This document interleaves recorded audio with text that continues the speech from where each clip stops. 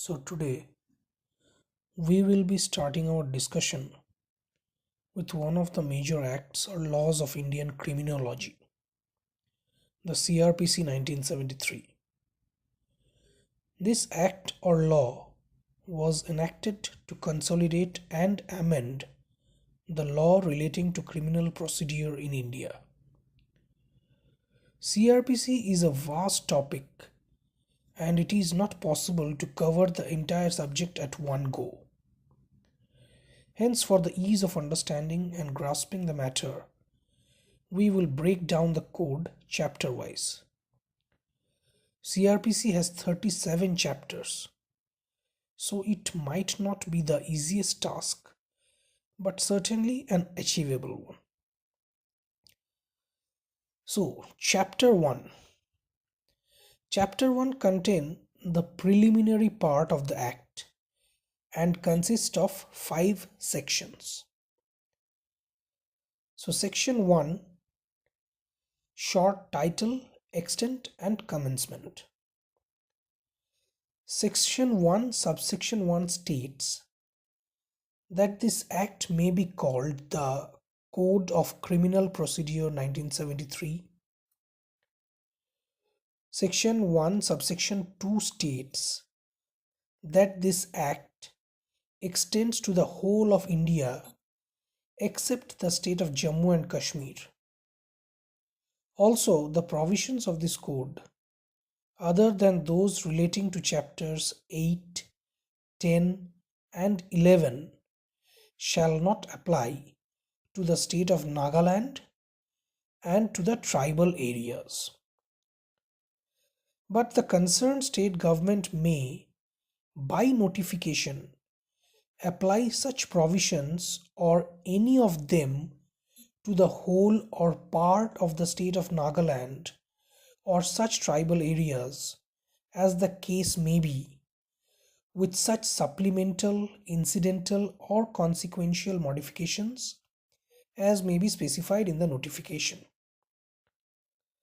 So, tribal areas means the territories which immediately before the 21st day of January 1972 were included in the tribal areas of Assam as referred to in paragraph 20 of the 6th schedule to the Constitution, other than those within the local limits of the municipality of Shillong. Section 1, subsection 3 states that this act shall come into force on the first day of April 1974. Now comes section 2, definitions. So this section is one of the most important sections of this code and defines majority of the terms used in the code. Section 2A defines bailable offence. Bailable offence means an offence which is shown as bailable in the first schedule of this act, or which is made bailable by any other law for the time being in force. And non-bailable offence means any other offence which is not bailable or which has not been declared bailable. Section 2B defines charge. Under Section 2B, charge includes any head of charge when the charge contains more heads than one. Charge is basically the accusation or allegation brought against a person for which a person is tried before the court. Hence, charge can be more than one or it can be a singular one as well. Section 2C defines cognizable offence. Cognizable offence means an offence for which, and cognizable case means a case in which a police officer may, in accordance with the first schedule of this act or under any other law for the time being in force, arrest without warrant.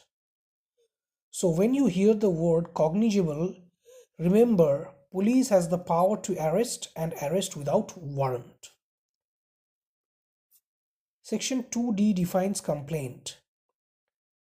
Complaint means any allegation made orally or in writing to a magistrate with a view to his taking action under the code that some person, whether known or unknown, has committed an offense,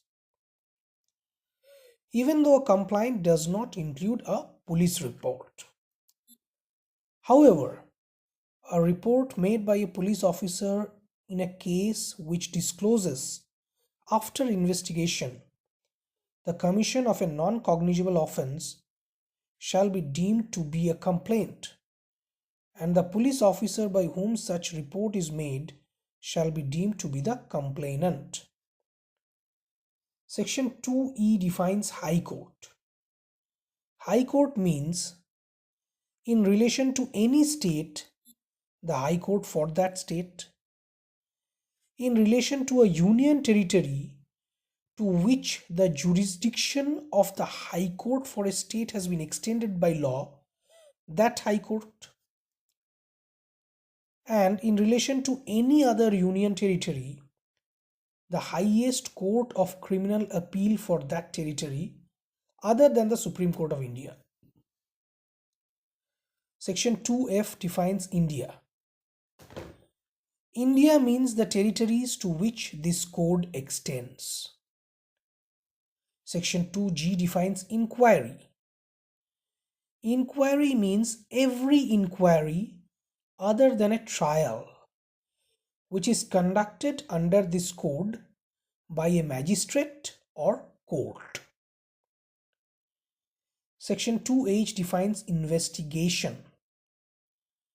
So investigation includes all the proceedings under this code for the collection of evidence which is conducted by a police officer or by any officer or person other than a magistrate who is authorized by a magistrate in this behalf.